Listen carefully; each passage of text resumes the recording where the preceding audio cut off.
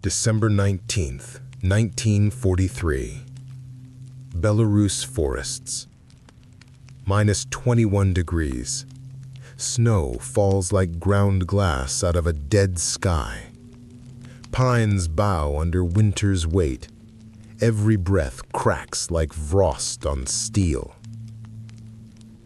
You stand in the trees, boots buried in drifting white, fingers numb around a frozen Mosin Nagant. Wind hisses through black branches like wolves whispering murder. Somewhere ahead, the forest is too still, too quiet. Even the birds know death is waiting.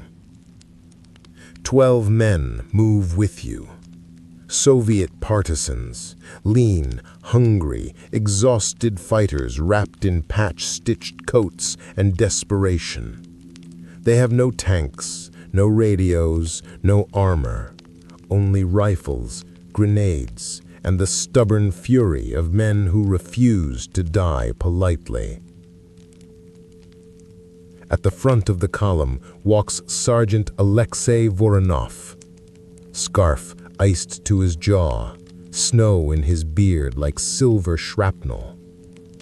His eyes are dark, hollow, and unblinking, the gaze of someone who has buried more friends than years he's lived.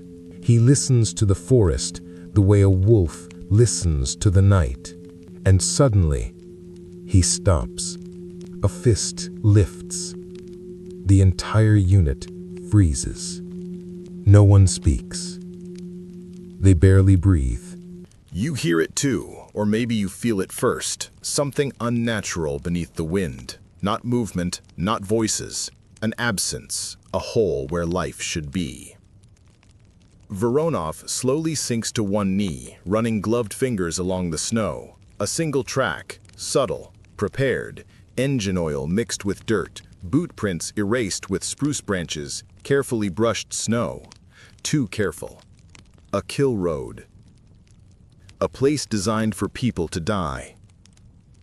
Partisans tense, rifles slung tighter. One whispers, voice trembling through a frozen mustache. Germans. Voronov says nothing, but his jaw sets like concrete. He read the ambush the moment the birds fell silent. Germans were good, but months in these forests had carved instinct into bone, and instinct now screamed. They are already in your sights.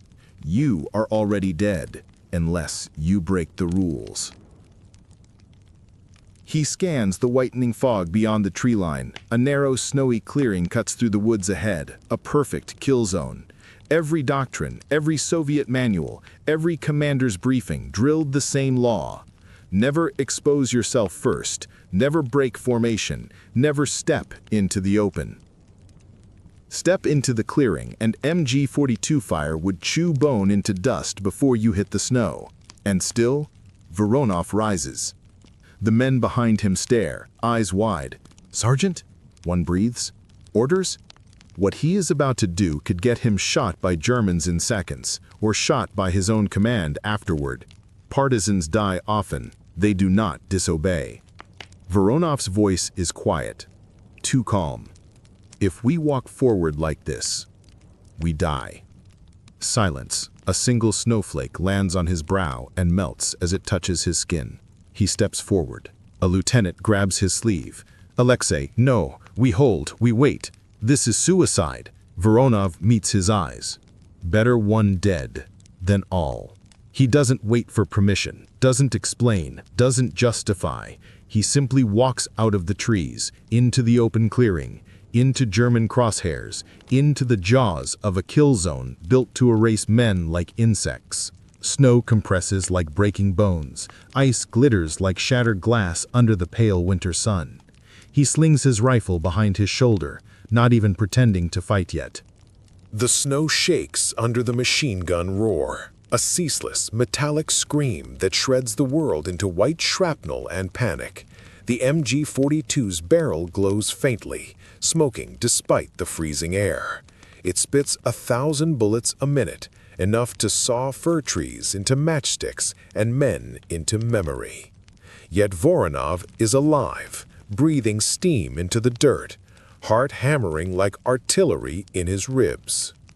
He presses closer to the snow, cheek freezing to ice as rounds pepper the log above him. Splinters rain like hot needles. Behind him, your boots slam against the earth. The world narrows to breath, gunmetal, and instinct. The forest becomes a blur of streaking bodies in flying snow. No orders now, only survival carved into your bones. Crack, crack! Rifle shots answer the German barrage. A partisan drops to one knee, lining up a shot through a branch gap. He squeezes. A scream erupts from the enemy tree line, thin, sharp, and human. Someone on the German side collapses, the first return kill. Another partisan, young enough to still look surprised when bullets fly, nearly slips on ice. He catches himself, teeth clenched, clutching his PPSH-41 like salvation. Its drum magazine rattles as he runs, a steel heart pounding with yours. Left! Push left! The lieutenant barks the order, voice hoarse, cracking with cold and adrenaline. He points with a trembling glove, and you surge with him. The Germans adjust fire. Their muzzle flashes stitch sideways, sweeping like scythes hunting wheat flesh. One partisan dives behind a tree trunk. Bark explodes behind his head, showering him in splinters. He doesn't flinch. There's no time to fear what you can't stop. Grenade pins pull. Teeth grit on metal. Arms swing. One grenade arcs through the winter haze, bouncing into a snowy berm. The detonation is muffled by snow, a deep, wet thud that shakes frost from branches. Screams follow. The MG-42 pauses. That pause is oxygen, gold, life. Forward! Keep moving! Every man knows. Stop and you freeze, in more ways than one. You break the flank line, feeling the clearing widen beside you. Through branches, you glimpse the German machine gun nest, a camouflage hide, logs stacked, barrels of feed before it, two helmets ducking behind earth mounds. Smoke pools above their gun like a ghost trying to escape. They scrambled to replace the barrel, overheated, steaming, hands frantic, breath visible in icy clouds. They are human. They can bleed. The lieutenant raises his rifle, sights settle. Crack. One German jerks back, head snapping like struck glass. His body slumps, sliding into the snow, steam rising from his wound like a soul leaving. The assistant gunner freezes, shock widening his eyes. Too slow. You are already firing. Brrr! The PPSH spits fire, armor-piercing hope. One German falls, the other tries to crawl, hands clawing ice like a drowning man grabs at water. You shoot again. His body goes still. Silence, if only for a heartbeat. But war never lets you rest. Second nest, a partisan shouts. To the right, hidden under a fallen pine, another MG-42 erupts. Bullets rake the snow, tearing a trench towards your boots. You dive, rolling behind a frostbitten stump. December 18th, 1943, Belarus, near Vitebsk. A forest so quiet it feels like the world is holding its breath. Snow falls in slow, whispered flakes. The trees stand like mute sentries, birch and pine, black ribs against a white sky. Breath fogs in the air, drifting upward like ghosts from the mouths of tired men. 14 Soviet partisans move in a thin file, spaced tight, each step deliberate. Crunch, crunch, crunch. No talking, no coughing, no metal clinking. Every breath stings, winter biting deep into lungs and fingers. They are hunters in enemy country, or so they think. The whisper of boots on snow, a faint rattle of grenades on belts, steam curling off wool caps, a red star armband half hidden beneath a torn greatcoat. Their weapons are mismatched. PPSH-41s, captured Kar 98Ks, one battered DP-28 wrapped in cloth to hide its silhouette. Real soldiers, but ghosts to their own army now, operating behind German lines, living off frost and daring. At the front, Lieutenant Alexei Chernov, 25, cheeks hollow from hunger, eyes sharp despite fatigue. Behind him, his second, Sergeant Mikhail Voronov, 32, broad shoulders, weather-creased face, eyes like winter steel, a hunter before the war, a man who moves through the trees like he was born in them. The mission is simple on paper: cut the German supply artery feeding Vitebsk. In reality, nothing is simple here. The air tastes like danger. The silence feels wrong. Then, it hits you. A sound too faint for a novice to notice, but unmistakable to men who felt death brush past.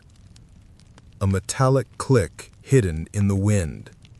A distant breath. A branch releasing snow, not by nature, but by weight shifting beside it. If you're new here and you want real, immersive World War II stories that put you in the cockpit, in the trenches, and behind enemy lines, subscribe now.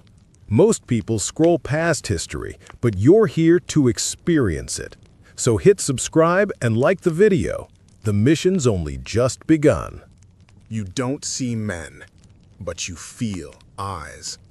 The lieutenant stops, fist in the air. The line freezes mid-step. A raven croaks in the distance, harsh, mocking. Snow hangs in the air. Voronov slowly turns his head and sees it. A tripwire half buried under light powder. Mines, a line just ahead like hungry teeth waiting for boots. And deeper in the tree line, barely visible, the faintest flickers of cloth, rifle barrels tucked in snow, a shape like a helmet curve vanishing behind bark. MG-42 kill zone. Multiple positions, interlocking arcs, perfect, clinical, German. And they haven't fired. That's the worst part. The Germans are waiting, patient, disciplined, letting the platoon walk deeper, letting the trap close, letting the kill distance shrink so not one man survives when metal hell erupts. The realization spreads down the line like ice water. No one breathes. No birds chirp. Not even the forest dares move. One wrong twitch, and 30 rounds a second will tear this clearing open like paper. Lieutenant Chernov's lips move soundlessly. Ambush. His eyes search desperately. They can't charge, mines ahead. They can't retreat. The rear path is covered, shapes in the snow behind them too. They're boxed, cut, butchered already, just not yet dead. Someone at the back whimpers. A young partisan clutches his PPSH so tight his knuckles blanch white under frostbitten skin. A man murmurs a prayer in Ukrainian under his breath. Another kisses a locket through his gloves. You can feel hearts pounding. Loud enough it feels like the Germans must hear it too. Everything slows. Breaths stretch. Air crystallizes. Time is a trapped animal trying to flee. Then, Voronov moves. No panic, no trembling. Just a long exhale, as if he'd been expecting this moment his whole life. His gaze sweeps the kill zone, calculating every angle like he's studying a deer trail, except the predators now are steel-eyed men behind machine guns. He leans toward the lieutenant. No fear, only resolve forged by too many funerals. A whisper, steady as a winter river. They're waiting to confirm targets. One man draws fire, the rest move. Chernov's face goes pale. He shakes his head violently, eyes wide, breath breaking. Voronov gives him a quiet, heavy half-smile, the kind only men who have already made peace with death can manage. Let me walk first. He pulls a strip of torn cloth from his pocket, white from a peasant's shirt, ties it around his rifle, a makeshift flag of surrender. Men stare, horror, disbelief, awe, mixing in their eyes. One mutters, voice cracking, "Seryosa, don't." Another clutches his sleeve like a drowning man reaching for a branch. Voronov gently pries the hand off. Someone has to. He steps forward. Snow crunches under his boot, louder than gunfire in this moment. He raises his rifle above his head, hands open, a prisoner to be, a fool, a dead man walking. Step, step, step. The forest watches. German helmets shift in the tree line, surprised, confused. Their fingers hover on triggers, not yet closing. They want prisoners. They want interrogation. 20 meters. Air trembles. 30 meters. His breath fogs like smoke from a burning soul. Then, a twitch of his hand, a pin pulled silently. He drops low, arm whipping forward, smoke grenade arcing, spitting sparks, hissing white fury. He dives sideways, coat flaring, and the world erupts.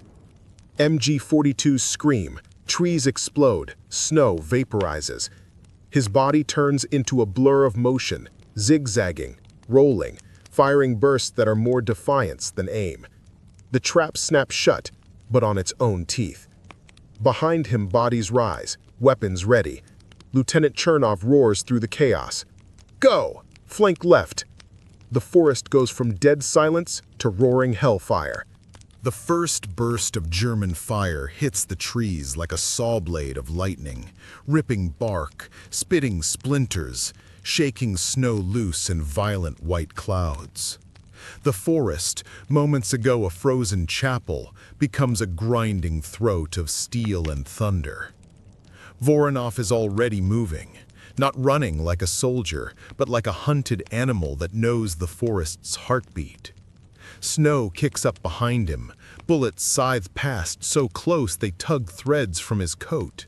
A round snaps through his sleeve, burning flesh, but he does not slow.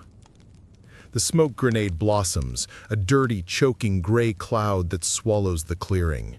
For one precious heartbeat, the Germans lose their sight. Then, instinct takes over. The platoon explodes into motion. No hesitation, no orders needed beyond that one desperate scream. Chernov drives forward, voice raw. Left, left, move! Boots slam into frozen mud. Cold air tears lungs. Hands tighten around triggers slick with frost and sweat. They break into two assault pushes, one low, one wide. A PPSH-41 barks, a violent drum roll of 71-round fury. Grenades arc, smooth metal eggs clutched too long, teeth grinding as fuses hiss. One man sprints crouched, DP-28 disc magazine rattling like a dinner plate of death. The smoke thickens, swallowing shapes. The world becomes flashes, screams, and snow turning black and red. Voronov rolls behind a stump as bullets tear the ground centimeters from his skull. He slams a fresh magazine into his SMG, chest heaving, breath ripping like cloth. He doesn't look back. He doesn't need to. Because he hears them, his brothers charging behind him through smoke and gunfire. And he knows his madness bought them seconds. Seconds are life. A German machine gun nest opens again, blind sweeping fire, a wall of bullets. A partisan dives, too slow, and a burst catches him in the ribs, spinning him, blood spraying in a cruel arc across the snow. He doesn't scream. He gurgles, a wet, soft sound that disappears under the roar. His comrade stops, instincts clawing to pull him to safety. But Chernoff shoves him forward, voice shaking and furious. There is no saving him. Move! Harsh truth, brutal war logic. Mercy means more dead. They push on. The squad veers left, finding the blind spot Voronov created, a wedge of smoke where the Germans can't see, can't adjust fast enough. A German voice shouts commands, clipped, panicked, cracking under sudden chaos. Flanka! Links! Fire! Fire! Too late. A partisan slams into the first camouflaged foxhole. Snow flying. A knife flashes. A muffled, ugly struggle. Then silence. Broken by a grunt and a curse in Russian, as the Soviet rises, wiping steel clean on his sleeve. Voronov sprints again, zigzagging so hard his boots slip, his shoulder slams a tree. Snow bursts around him as a belt-fed ripping sound chews a trench along the ground where he just was. Every heartbeat is a borrowed one. Another machine gunner tries to pivot. A German loader fumbles with ammo belt under frost-stiff gloves. A grenade rolls into their nest. Snow flying. A knife flashes. A muffled, ugly struggle. Then silence, broken by a grunt and a curse in Russian, as the Soviet rises, wiping steel clean on his sleeve. The smoke peels away in ragged swirls, revealing the nightmare beneath it. Bodies half buried in snow, shattered branches raining down like wooden shrapnel. A German helmet lies overturned, steam rising from the blood pooled inside. But the ambush isn't broken yet. A second MG-42 nest opens from the right flank, a brutal, ripping sound that feels like it saws the air itself. Bullets chew a path through snow and bark, cutting a fallen tree in half like it's paper. Two partisans dive behind a frozen stump. Splinters pepper their faces. One spits blood. The other can't stop shaking. Voronov sees the muzzle flash, sees the rigid posture of the gunner, textbook Wehrmacht discipline. He sees the loader feeding belts, face stone cold with duty. He has maybe 3 seconds before they finish adjusting fire and slice the platoon apart. He breathes once, a long, steady inhale that tastes like pine and gunpowder. Then he runs. Not in a straight line, but in that strange, zig-laden hunter's sprint that belongs to animals chased by rifle fire. Snow rips under his boots. His coat snaps behind him like a torn banner. The MG-42 barks. Tracer lines hiss past, inches from flesh. One round grazes his scalp, heat and blood and white sparks in his vision. Another tears through his shoulder strap, ripping off his ammo pouch. He does not stop. He drops low, slides on his side across packed snow like a man sledding straight into death, raising his PPSH as he skids. A roar of fire straight into the nest. The loader jerks, bullets punch holes through him like paper lanterns. The gunner tries to swing the barrel down, too slow. A grenade lands between his knees. His last word is a strangled 9. Then he becomes snow, smoke, and fragments. Silence? No. Just a pause in the screaming. And then new orders in harsh German bark. Reserve! Nach vorn! Halt die Linie! Fresh boots crashing through snow. Reinforcements.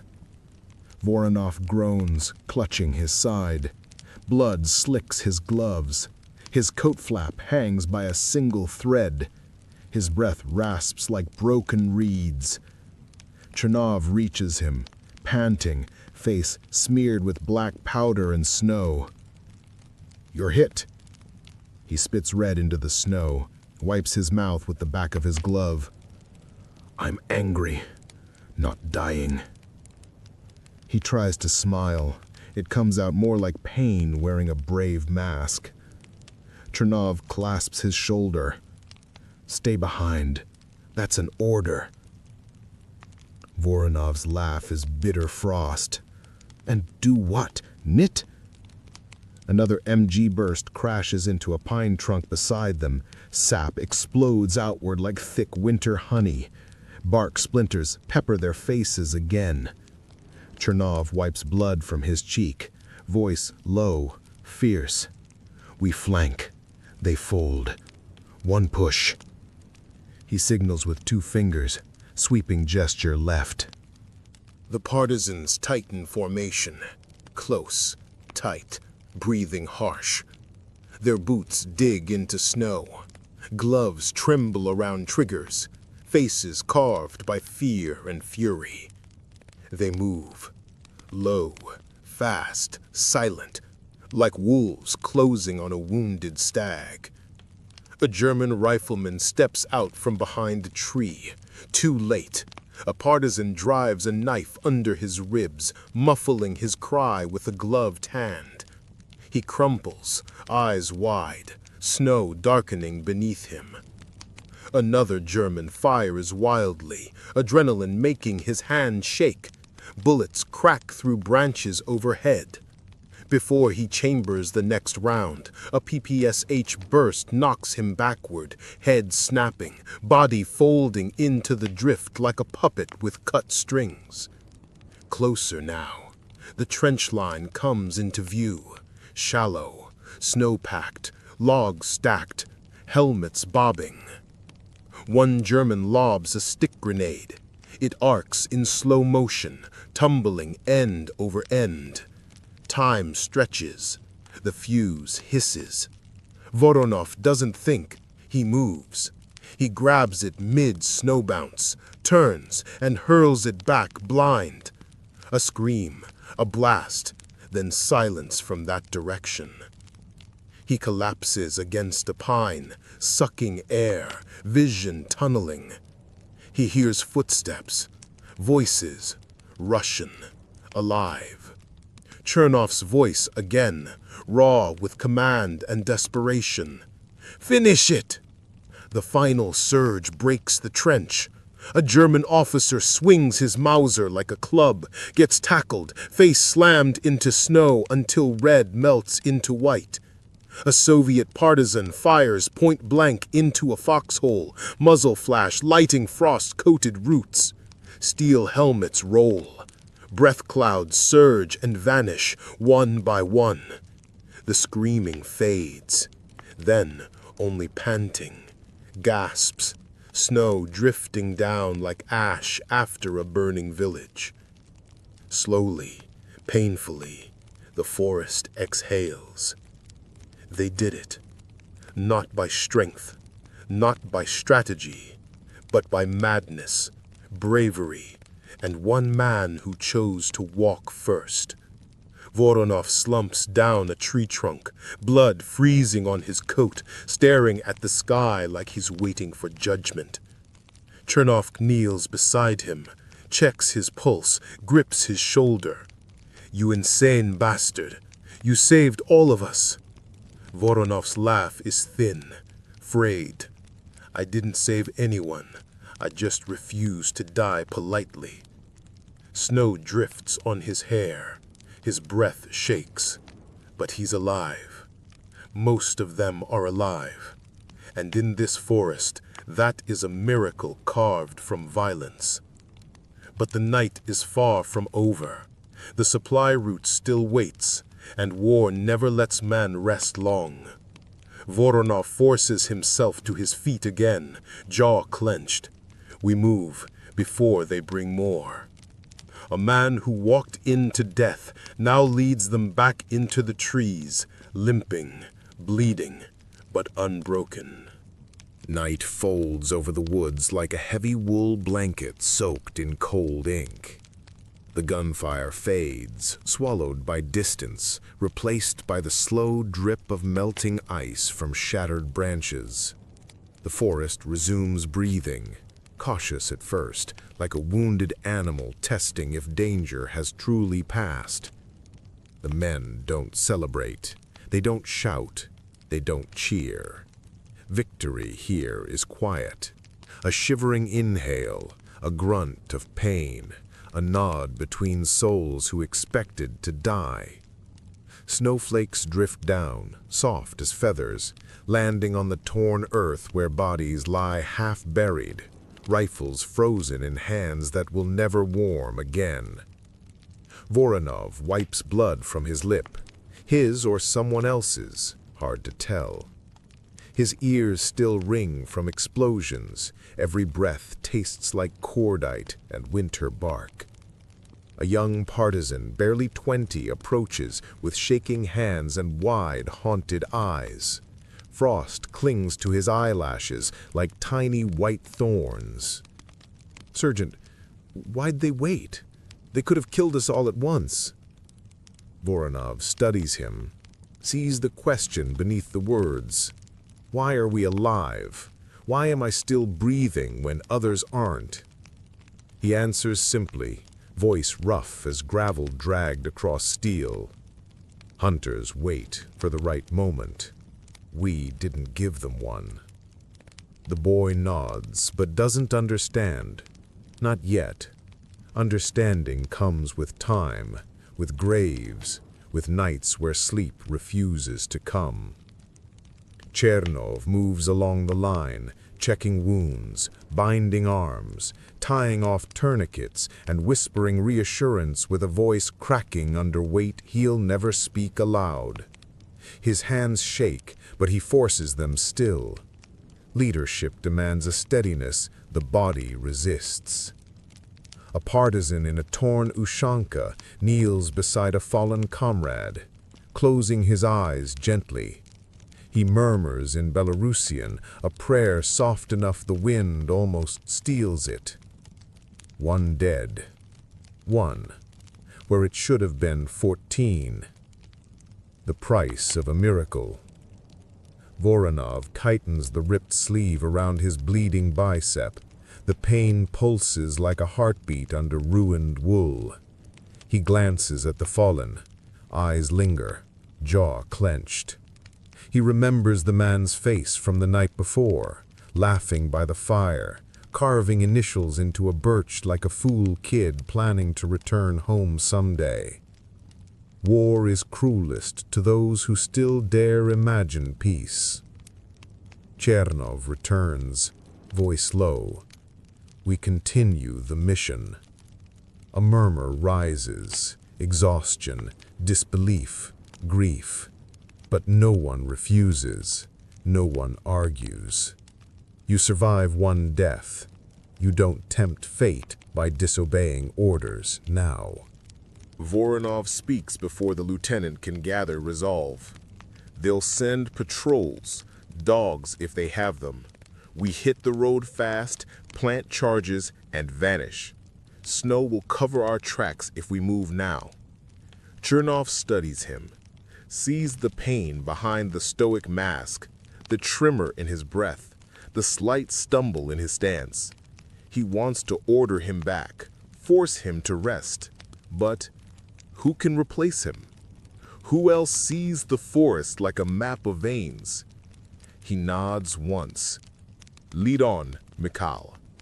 Voronov gives a humorless huff, the closest he can come to acceptance. The group forms up, tighter now, shaken but sharpened by fire. They move through the trees in silence, smoke still clinging to coats like a ghost that refuses to release them. Their footsteps crunch in unison, practiced, controlled, each sound deliberate. The forest presses close, tall trunks rising like cathedral pillars around them. The wind whistles through pine needles, mournful, ancient, indifferent. They approach the German supply track, a narrow, frozen road cutting through the woods. Tire marks, boot prints, the faint smell of gasoline and tobacco drifting in the cold. Voronov signals a halt, hand raised, palm flat. He kneels, touches snow, studies pressure marks, listens to the distant rumble of engines. His eyes sharpen. Convoy passed half an hour ago. Patrol might circle back. He reaches into his coat, withdraws explosives wrapped in cloth, wires coiled like sleeping serpents. His fingers work with hunter's precision, setting charges under the roadbed, placing them beneath roots and snowbanks. No fancy equipment, just cunning and desperation. A comrade whispers, "How are you still moving?" Voronov's answer is a grunt, followed by a whisper that chills more than the wind. Pain is for later. Right now, we work. He plants the final charge, face pale, teeth clenched. Blood seeps through his coat again, but he doesn't look down. When he rises, he sways, only for Chernov's hand to steady him quietly, without ceremony. "You're bleeding out." Voronov breathes through his nose, jaw grinding. "I'll bleed later." They retreat into the tree line like phantoms, taking positions among twisted roots and snow-laden bushes. Fingers tighten on triggers, hearts slow, breaths steady. They wait. Snow settles on their shoulders. Silence thickens around them. Distant engines hum, faint, growing.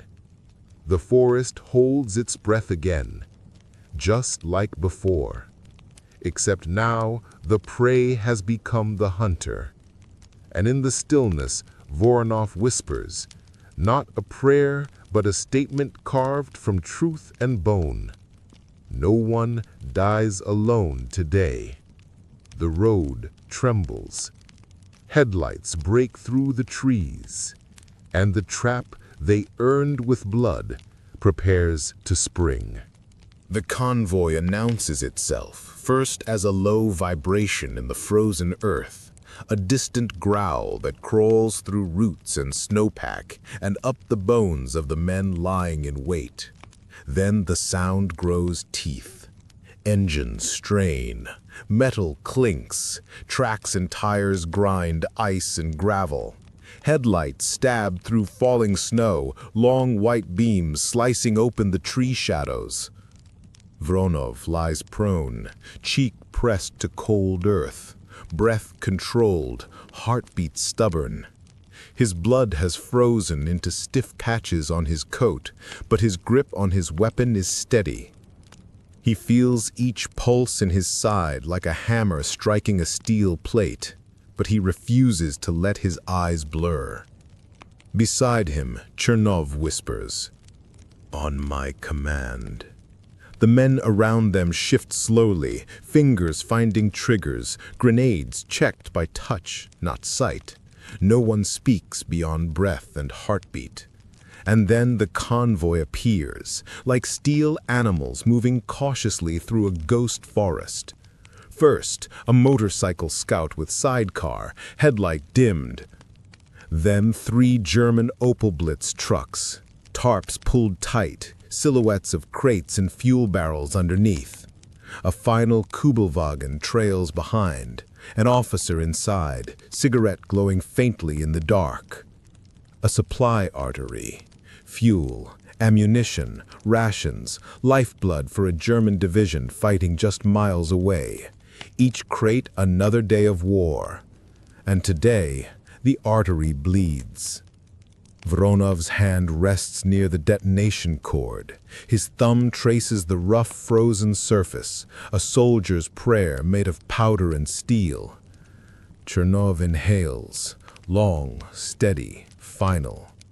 Snowflakes drift down, landing on the officer's windshield as his car rolls directly over the buried charge.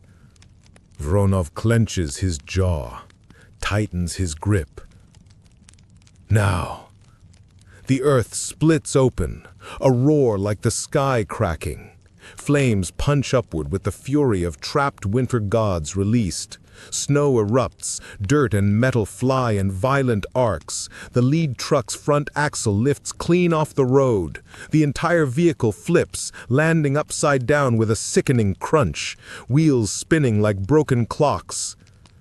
The motorcycle slams sideways, bodies tumbling in firelit snow, helmets bouncing like kicked tin bowls. The Kubelwagen skids, hits a log, and folds inward with a metallic scream. Chaos detonates. Men shout in German, confused, terrified, wounded. Feind! Hinterhalt! Deckung! Zu den Bäumen! Zurück! Zurück! But there is no safe direction. The night is made of teeth. Voronov is already moving, staggering to his feet, weapon raised, pain swallowed. His boots slip in churned earth, but he pushes forward, firing short, controlled bursts. Each shot an answer to fate's earlier question. Why him? Why survive? Beside him, the partisans surged like wolves from thickets, snow erupting around them. PPSH drums rattle, grenades burst beneath truck frames, sending shrapnel and burning canvas flying. One partisan swings a Molotov, fire blooms, glass shatters, flames dance across tarp and flesh alike. A German soldier rolls on the ground, coat burning, screaming, until a single round ends the sound. The air fills with smoke and winter steam, breath clouds tangling with gunpowder fog. Chernov charges the rear truck, firing into silhouettes as they try to jump free. A German officer raises his pistol. Chernov tackles him into snow, wrenching it away, driving a knife beneath his rib cage. Their breath mixes, steam from mouths and blood rising together. Voronov advances towards the overturned blitz truck, hears movement inside, cries muffled by metal and fuel fumes. He drags himself up, braces, and slams his last grenade through the gap. He jumps back, collapses against a tree. Boom. The trunk shudders. Bark rains down. He lowers his head, breath trembling. More gunfire. Bootsteps. Shouting, then, slower now, gasps, whimpers. Silence bleeding into winter air. Finally, nothing but crackling fire and falling snow. The fight lasted seconds. The memory will last lifetimes. Chernov approaches, face streaked with soot, blood, and exhaustion. He kneels beside Voronov, who looks pale beneath frost and smoke. It's done. Voronov stares at the burning road, trucks turning to skeletons of glowing orange, ammunition popping inside like muffled fireworks. His voice is quiet, heavy, not triumphant. Never that. Cost us enough already. A younger partisan approaches, eyes bright with adrenaline, hands shaking uncontrollably. "Sergeant, you saved us again." Voronov doesn't look up. He wipes blood from his jaw, breath shuddering. "No. I just walked first." Snow collects on his shoulders again. A soft white burial shroud the winter keeps trying to give him too soon. Chernov grips his forearm firmly, not as an officer, but as a brother in arms. "We go home. We earned it." Voronov finally stands, swaying, breath clouding white. The men gather, bruised, burned, blood-marked. They move back into the forest like shadows retreating from firelight, each step heavy but alive. No songs, no flags, no medals waiting, only the forest and the long, cold path to another dawn. Voronov pauses at the tree line, watching the flames consume the German convoy, sparks flying into the night sky like souls escaping trenches. He mutters almost to himself, "I'm tired of burying boys," then turns and follows his men into the darkness, not as a hero, but as a man too stubborn to die and too loyal to stop walking.